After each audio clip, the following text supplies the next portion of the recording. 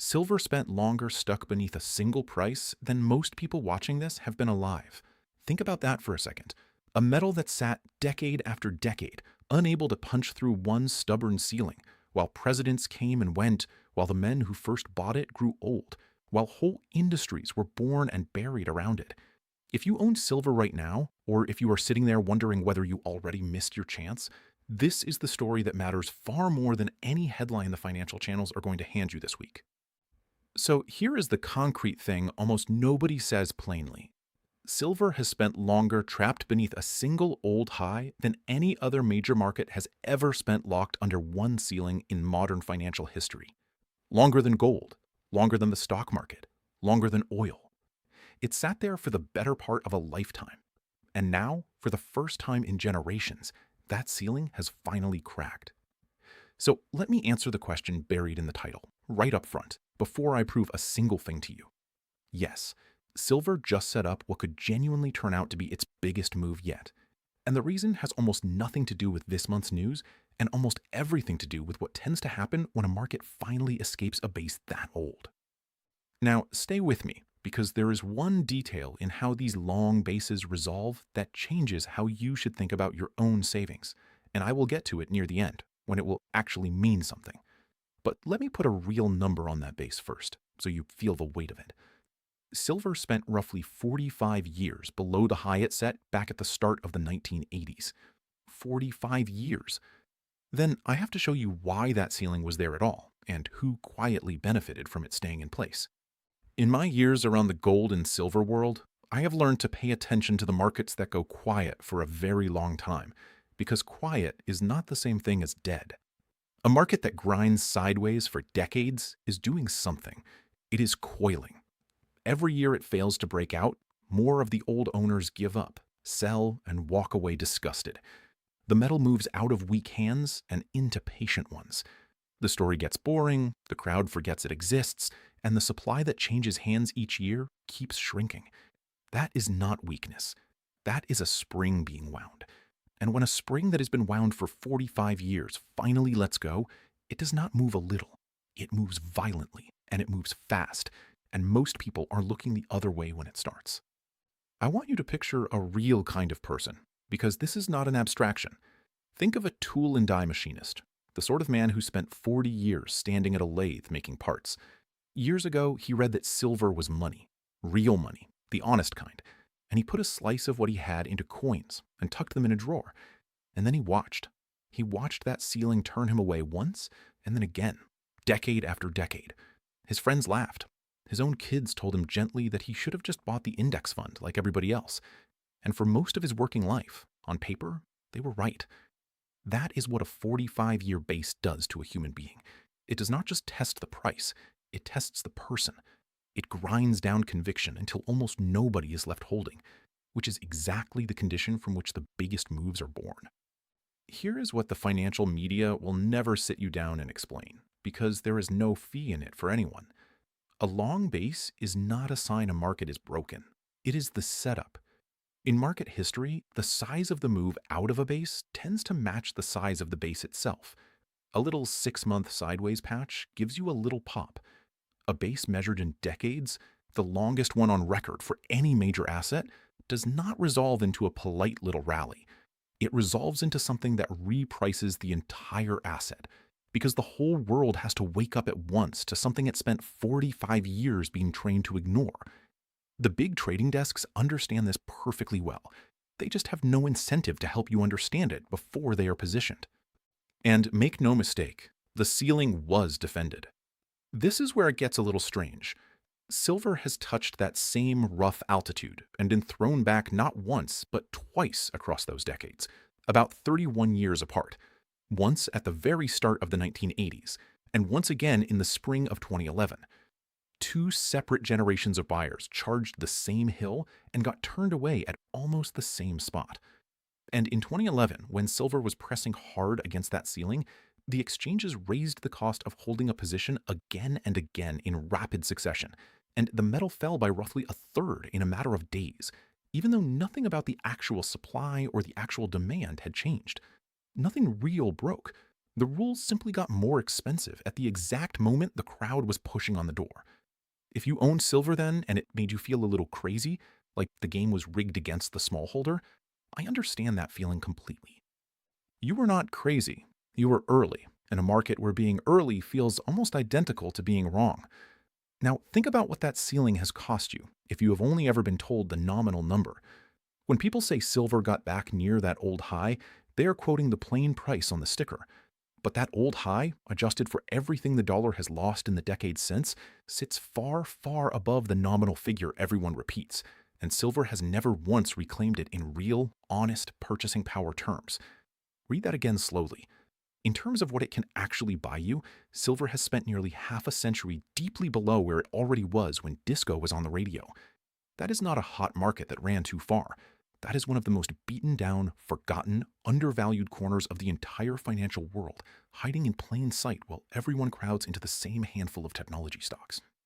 Which brings me to the one relationship that tells you the most, and to something you can actually do about it. For years, silver has badly lagged its older brother, gold. The way you measure that is a simple ratio: how many ounces of silver it takes to buy a single ounce of gold. When that number is stretched wide, it means silver is historically cheap relative to gold. And through the long grind of this base, that gap opened up to some of the widest readings you will find in the historical record. Lately, though, that gap has started to close.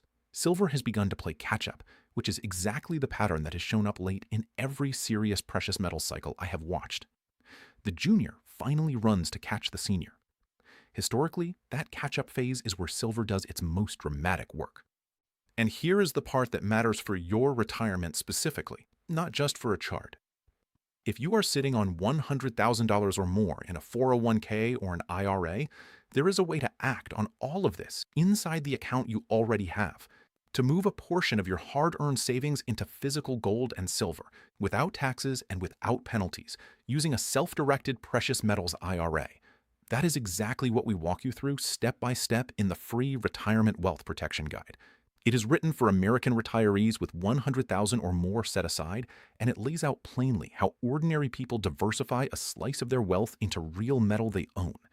If you are watching this on your television, just scan the QR code on your screen right now. If you are on your phone or your computer, go to readfamilyguide.com. From our family to yours, no obligation, nothing to buy, nothing to sign. This is not just for insiders or the wealthy. If you have $100,000 or more in any retirement account, this is for you. Now, let me be the one person who is honest with you, because that honesty is the whole reason to trust anything else I say. I cannot tell you the day. I am not going to insult your intelligence by pretending I know exactly when or exactly how high. A breakout from a long base is not a guarantee. It is a setup with a strong history behind it, and history is a guide, not a promise. Prices can shake out hard after a breakout and test the patience of everyone who bought. Silver is famously more volatile than gold, in both directions, which means the ride is rougher, and a person who cannot stomach a sharp pullback can get scared right out of the very move he was waiting decades for. That is a real risk, and anyone who hides it from you is selling you something. What I can tell you is the shape of the thing, because I have seen this movie before, and I can tell you how it tends to go. So let me show you why this particular breakout has real fundamentals underneath it, and is not just a line on a chart. Start with supply and demand, the boring stuff the desks would rather you ignore. The silver market has now run a structural deficit for several years running. The sixth straight year the world is on track to use more silver than it mines and recycles. Every one of those years, the gap gets covered by pulling metal out of above-ground stockpiles that are not infinite. And this is where silver is completely different from gold. Gold is hoarded. It sits in vaults, and almost every ounce ever pulled from the earth is still with us. Silver gets burned. It is spread in tiny amounts through solar panels and electronics and 1,000 industrial uses, in quantities too small and too scattered to be worth recycling. So it is consumed and gone. Gold is saved. Silver is used up. And demand from solar and green energy and electronics keeps climbing, while the metal to feed it keeps getting scarcer. Here is a fact that stops people cold once they hear it. Most silver is not even mined on purpose. The majority of it comes out of the ground as a byproduct of digging for copper and zinc and lead, which means that even if the price of silver tripled tomorrow, The miners could not simply flip a switch and flood the market with more, because silver production is chained to the demand for entirely different metals. A copper company does not dig a new mine because silver got expensive. The supply cannot respond quickly to price the way most commodities can, and a new mine, from discovery to permits to production, can take the better part of a decade to bring online even when someone wants to. Sit with that for a moment. A rising deficit, an inability to ramp supply fast, dwindling scrap that is too dispersed to recover, and stockpiles being drawn down year after year, that is a coiled spring dressed up as a boring industrial metal. And the market is only just beginning to price in what happens when industrial buyers who need silver to keep their factories running start competing for it with investors who want it to protect their savings. And that is not even the part that should keep you up at night. Underneath all of it sits a paper problem. Far, far more paper claims on silver trade every day than there is deliverable metal to back them. A handful of large banks hold concentrated short positions on the futures exchange, and the registered inventory available for delivery, along with the free-floating metal in the big London vaults, has been drawn down over recent years. Over in Shanghai, physical silver has at times commanded a premium over the Western price, and China has been importing it heavily. What that tells you is that the physical metal, the real thing you can hold in your hand, is quietly getting tighter while the paper game carries on as if it were endless. In my experience, that gap between the paper price and the physical reality does not stay hidden forever. When it closes, it does not close gently. Now, layer on top of that everything happening with the dollar and the people who run it. We have a Federal Reserve that is openly divided right now. Its latest decision came with real dissent inside the room, and its new chair is talking tough on inflation, while the committee itself cannot agree on the path. Inflation has cooled off its worst levels lately, yes, but it has stayed stubbornly above the Fed's own target for years now, quietly chewing away at what your dollars can buy. A divided central bank and a currency slowly losing ground is precisely the environment where hard assets, things that cannot be printed, things with no counterparty, things a committee cannot vote into existence, tend to shine. And the biggest, most sophisticated buyers on earth already understand this. That is the recognition moment I want you to sit with, because it is the whole game. The central banks of the world have been buying gold at a pace we have not seen in generations, year after year now, roughly double what they bought the decade before. Gold has quietly climbed the ranks to become one of the top reserve assets held on Earth, overtaking currencies that governments once trusted completely. The smart, patient, unemotional money is already moving, already positioned, already treating real metal as the anchor it always was. And here is the uncomfortable truth about how this plays out. By the time silver's breakout is the lead story on every financial program, by the time your neighbor is asking you about it at the mailbox, by the time the same advisors who ignored it for 45 years are suddenly recommending it, the easy, obvious part of the move will already be behind us. The reward for understanding this does not go to the crowd that shows up once it is comfortable. It goes to the people who saw the setup while it was still quiet enough to feel a little lonely. Right now, it is still quiet. That is not a coincidence. That is the opportunity. Think back to that machinist standing at his lathe, holding his coins through decade after decade of being told he was a fool. For most of his life, the ceiling made him look wrong, but he was never wrong. He was simply early, holding a real thing through the exact long, boring, grinding base that always comes right before the metal finally moves. The only mistake in his whole story would have been to give up in the final stretch, to sell his conviction to the very desks that spent years trying to shake it out of him, right before the spring let go. So let me give you the honest, practical way to think about your own position, because this is about protection first, not chasing a number. The principles are simple, and they have not changed in my years of doing this. Size what you own so that no shakeout can ever force you to sell at the bottom. The whole point of silver's volatility is that it punishes the forced seller and rewards the patient one. Own the real metal, or a properly structured claim on real metal, not just a paper promise that evaporates in a squeeze. And never, ever sell into the panic at the lows, which is exactly the moment the market is engineered to make you do it. This is a case, and a strong one. It is not a guarantee, and it is not personal financial advice. But the setup is real, the history is real, and the fundamentals underneath it are real. Which is why, before we finish, I want to come back to that free retirement wealth protection guide because this is not only about you, it is about what you pass on.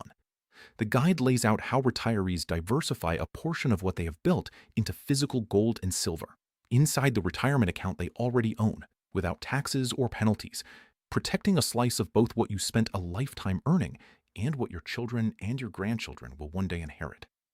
And for those of you with 100,000 or more who have watched with me all the way to the end, we also offer a free, no obligation, one-on-one educational web conference. Just mention that you watched this full video. If you are on your television, scan the QR code on the screen. If you are on your phone or your computer, go to readfamilyguide.com. From our family to yours. And here is the honest why now, with no fake deadline attached. The window to make this kind of decision, while it is still calm, still cheap, and still reversible, is precisely the window when nothing feels urgent at all. That window is open right now. Once the whole world is talking about it, that quiet advantage is gone. Silver spent longer stuck beneath a single price than most people watching this have been alive. For 45 years, the ceiling won, and it made patient people feel like fools. But bases like that do not last forever. They end, and when they end big. The spring has been winding for almost half a century. The only question left is whether you understand what that means before the rest of the world does or after. From our family to yours, go take a look and protect what you worked a lifetime to build.